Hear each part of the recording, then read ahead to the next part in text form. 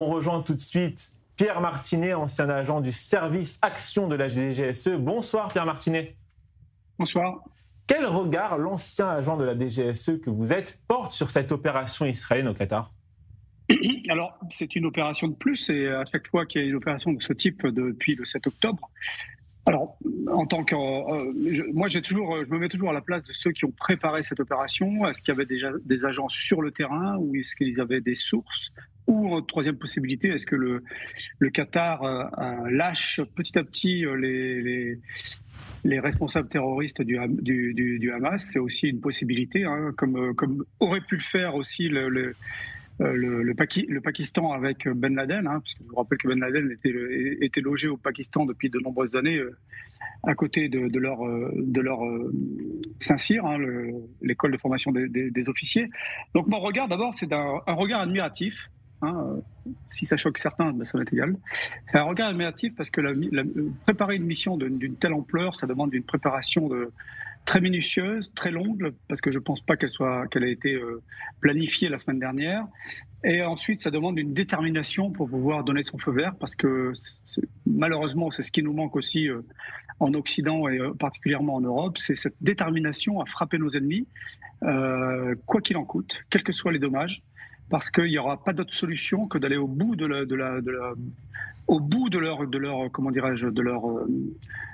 leur mission, c'est-à-dire d'éradiquer totalement le Hamas de cette région et du reste du monde d'ailleurs, mais pas que le Hamas, il y a d'autres groupes terroristes. Hein. Je crois qu'il y a eu encore cet après-midi des alertes aux missiles qui auraient pu venir du Yémen. Du Yémen. Donc vous voyez, c'est un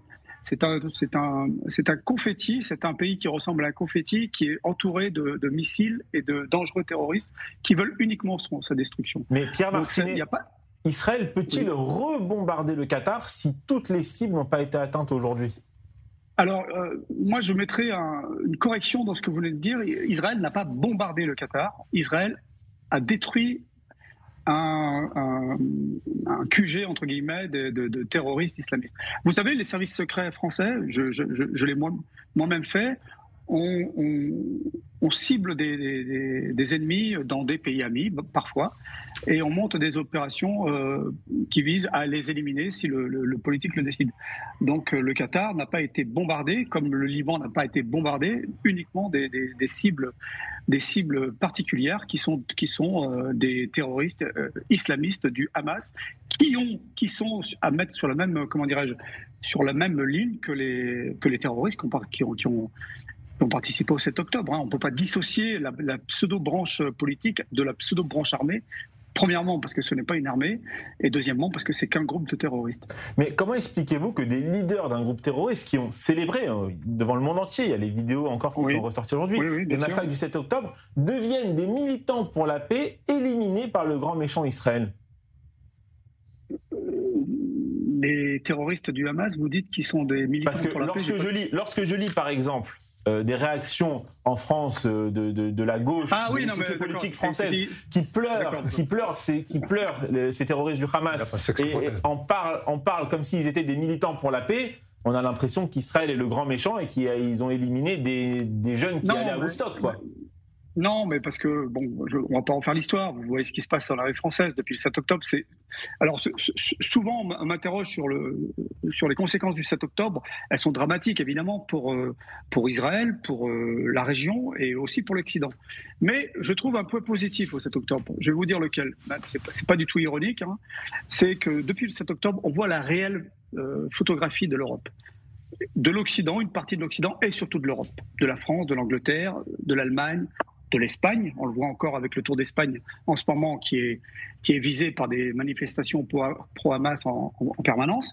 Donc là, il n'y a pas, on ne peut pas dissocier la pseudo-branche politique de la branche active, hein, la branche action, comme le Hezbollah. D'ailleurs, le Hezbollah, on devrait faire exactement la même chose avec le Hezbollah.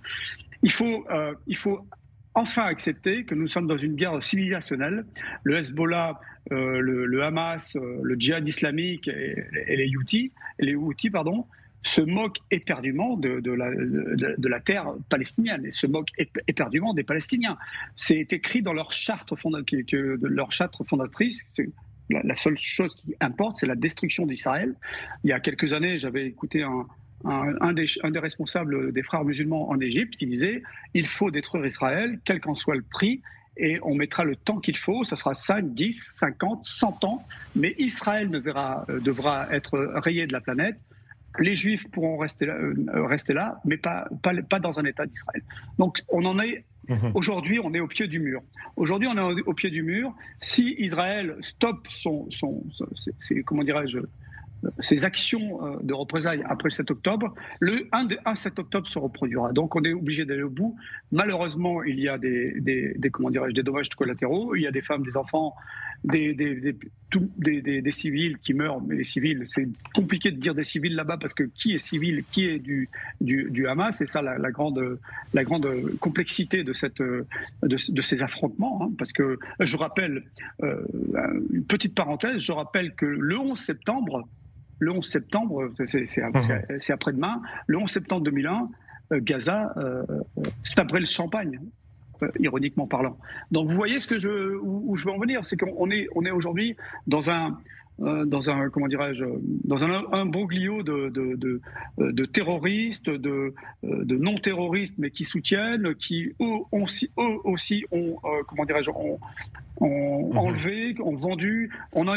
Aujourd'hui, on ne peut pas faire autrement que d'aller au bout de cette démarche parce que sinon, ça se reproduira sans cesse. Si on veut la paix, si un jour on veut la paix dans cette région, c'est pas en faisant ce que va faire le président français en reconnaissant un État qui n'existe pas pour l'instant, qui est dirigé par des terroristes, qui détient des otages. Si on veut la paix dans cette région, il faut d'abord éradiquer le terrorisme qui pollue cette région, qui gangrène cette région, et surtout l'erreur qu'on a commise, et ça on en reparlera peut-être dans 10 ans ou 15 ans, l'erreur que nous avons commise, c'est de ne pas aller au bout de notre démarche avec l'Iran.